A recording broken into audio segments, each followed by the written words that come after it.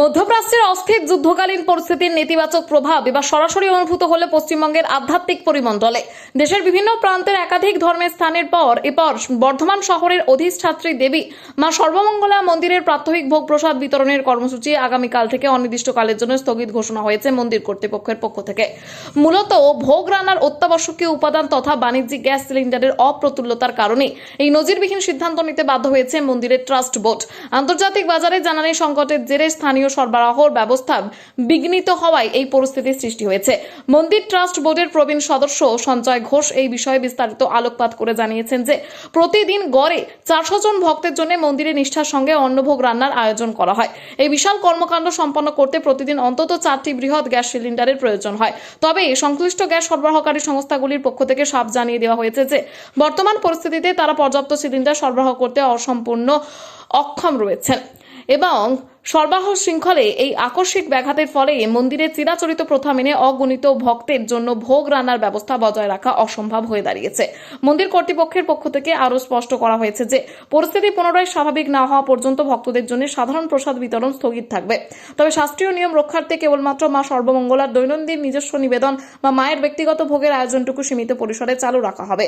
আগামীকাল থেকে এই নতুন নিয়ম কার্যকর হতে চলেছে। এই ঘটনার পরিপ্রেক্ষিতে স্থানীয় জনমানসে এবং দূর দূরান্ত থেকে আসা পুণ্যার্থীদের মধ্যে ব্যাপক উৎকণ্ঠা ছড়িয়েছে।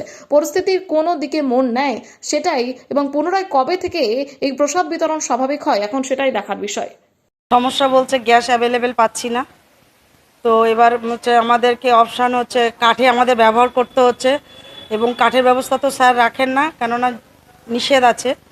তো এখন উপায় নেই বলেই আমাদের তো বাচ্চার সংখ্যা প্রচুর, যার জন্য আমাদের তো মিড ডে মিলটাকে তো চালাতেই হবে। তো ওই কাঠের ব্যবস্থা করা হচ্ছে, কাঠও আমরা রাখি না, কিন্তু এখন প্রয়োজনে সেটা আবার ব্যবহার করতে হবে, কিন্তু আমাদের গ্যাসটা খুবই দরকার। এই যুদ্ধকালীন যে সমস্যাটা চলছে তার জন্য আমরা গ্যাস থেকে গ্যাসটা অ্যাভেলেবেল পাচ্ছি না। আমরা চাইছি গ্যাসটা আমাদের যেমন আগে যেমন অ্যাভেলেবেল পেতাম সেভাবে আমাদের গ্যাসটা দেওয়া হোক, তাহলে আমাদের বাচ্চাদের মিড ডে মিলটাকে আমরা ঠিকভাবে চালিত রাখতে পারি। পাপড়ি দে রান্নাটা হচ্ছে আমাদের বাচ্চাগুলো তো খেতে দিতে হবে। এবার মাস্টারমশাই গ্যাসের জন্য প্রচণ্ড চেষ্টা করছে কিন্তু পাচ্ছে না, যার জন্য আমাদের কাঠে নিয়ে করা হচ্ছে এটা, যে বাচ্চা যাতে আমাদের অসুবিধা না হয়, বাচ্চাগুলোর মুখে যাতে আমরা খাবার দিতে পারি, যার জন্য আমাদের কাঠে রান্না করা হচ্ছে।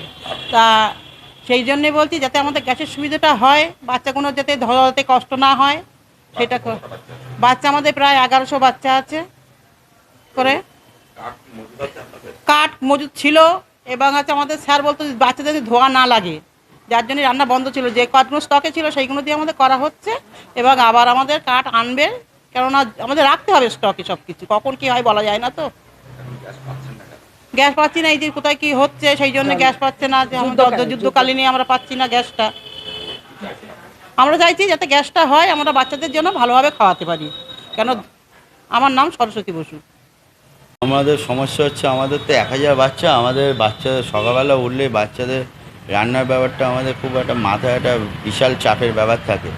এই ব্যবস্থায় আমরা বারবার গ্যাস অফিসে ফোন করা সত্ত্বেও আমরা গ্যাস পাচ্ছি না। আপনারা আসার আগে আমি যেতে যাচ্ছিলাম, আপনারা আসবেন বলে আমি এবার বেরোবো, আবার গ্যাস অফিসে যাব। গ্যাস না পাওয়া অবধি আমি ওখানে বসে থাকবো এবং পাশাপাশি আমি কাঠেরও ব্যবস্থা করেছি, যেহেতু বাচ্চাদের খাওয়াতে হবে, বাচ্চাদের মিড ডে মিল চালু রাখতে হবে। সরকার যেখানে বলছে যে গ্যাস অফিসগুলোকে বলছে যে মিড ডে মিলের গ্যাসগুলো দেওয়া হোক, সেখানে গ্যাস অফিসকে বারবার বলা সত্ত্বেও, এখানে যে গ্যাসের আছে তাকে বারবার ফোন করা সত্ত্বেও আমাদের স্কুল গ্যাস পাচ্ছে না। আমরা যতটা গ্যাসের স্টক আমাদের ছিল সে অবধি তো গ্যাস করছি, সঙ্গে দু একটা কাঠে করতে হচ্ছে। আমরা চাইছি পুরোটাই গ্যাসে হলে অনেক কিছু আমাদের সুবিধা হয়। সেক্ষেত্রে সরকার যেরকমভাবে ইনস্ট্রাকশন দেবে আমরা সেরকমভাবে চলব। আমার নাম নিলয় সরকার।